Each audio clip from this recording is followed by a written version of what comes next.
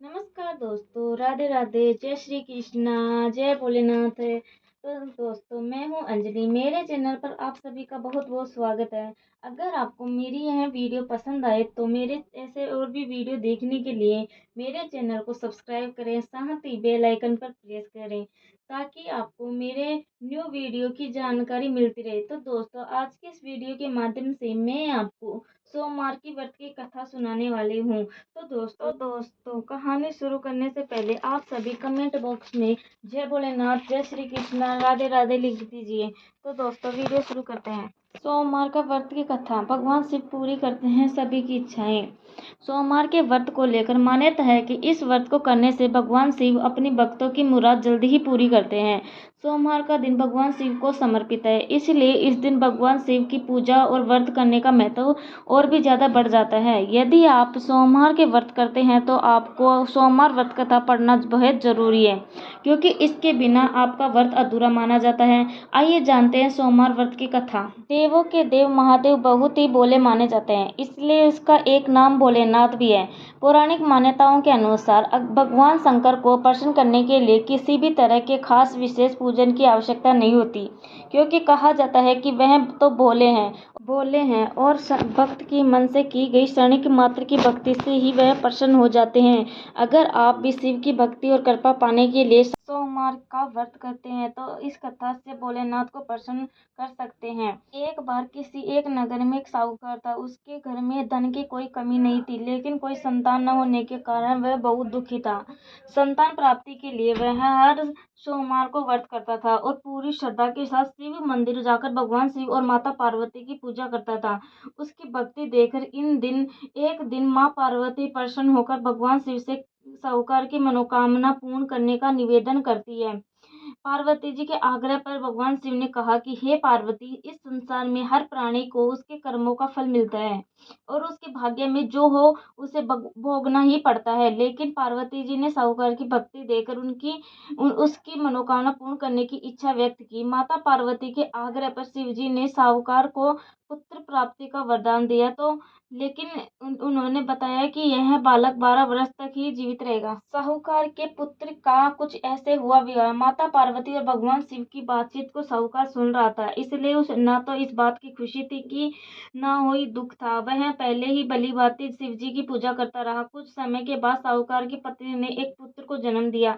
जब वह बालक 11 वर्ष का हुआ तो उसे पढ़ने के लिए काशी भेज दिया गया। साहूकार ने पुत्र के मामा को बुलाकर उसे बहुत सारा धन देते हुए कहा कि तुम इस बालक को काशी विद्या प्राप्ति के लिए ले जाओ। तुम लोग रास्ते में यज्ञ कराते जाना और ब्राह्मणों को भोजन दक्षिणा देते हुए जाना। दोनों मामा भांजे इसी तरह यज्ञ कराते और ब्राह्मणों को दान दक्षिणा देते काशी नगर निकल पड़े। इस दौरान रात में एक नगर पड़ा जहाँ नगर के राजा की कन्या का विवाह था, लेकिन जिस साहूकार से उसका विवाह होने वाला था वह एक आंख से काना था। राजकुमार के पिता ने अपने पुत्र के काना होने की बात को छुपाने के लिए सोचा, क्यों न उसने साहूकार के पुत्र को दूल्हा बनाकर राजकुमारी से विवाह करा दूं। विवाह के बाद उसको धन देकर विदा कर दूंगा और राजकुमारी को अपने नगर ले जाऊंगा। लड़के को दूल्हे के वस्त्र पहनाकर राजकुमारी से विवाह करा दिया गया। साहूकार का पुत्र ईमानदार था, उसे यह बात सही नहीं लगी, इसीलिए उसने अवसर पाकर राजकुमारी के दुपट्टे पर लिखा कि तुम्हारा विवाह तो मेरे साथ हुआ है, लेकिन जिस राजकुमार के संग तुम्हें भेजा जाएगा वह एक आंख से काना है। तो मैं काशी पढ़ने जा रहा हूँ। अपने माता पिता को यह बात बताई। राजा ने अपनी पुत्री को विदा नहीं किया, फिर बारात वापस चली गई। दूसरी ओर साहूकार का लड़का और उसका मामा काशी पहुंचे और वहां जाकर उन्होंने यज्ञ किया। जिस दिन लड़का 12 साल का हुआ उस दिन भी यज्ञ का आयोजन था। लड़के ने अपने मामा से कहा कि मेरी तबीयत कुछ ठीक नहीं है। मामा ने कहा कि तुम अंदर जाकर आराम कर लो। शिवजी के वरदान अनुसार कुछ ही देर में उस बालक के प्राण निकल गए। मृत भांजे को देख उसके मामा ने विलाप करना शुरू किया। संयोगवश उसी समय शिवजी और माता पार्वती उधर से जा रहे थे। पार्वती माता ने भोलेनाथ से कहा, स्वामी, मुझे इसके रोने के अवसर सहन नहीं हो रहा है, आप इस व्यक्ति के कष्ट को अवश्य दूर करें। जब शिवजी मर्द बालक के समीप गए तो वह बोले कि यह उसी साहूकार का पुत्र है जिसे मैंने 12 वर्ष की आयु का वरदान दिया था। अब इसकी आयु पूरी हो चुकी है। लेकिन मर्द भाव से विभोर माता पार्वती ने कहा कि हे महादेव, आप इस बालक को और आयु देने की कृपा करें, अन्यथा इसके वियोग में इसके माता पिता भी तड़प तड़प कर मर जाएंगे। माता पार्वती के पुण्य आग्रह पर भगवान शिव ने उस लड़के को जीवित होने का वरदान दिया। शिव जी की कृपा से वह लड़का जीवित हो गया।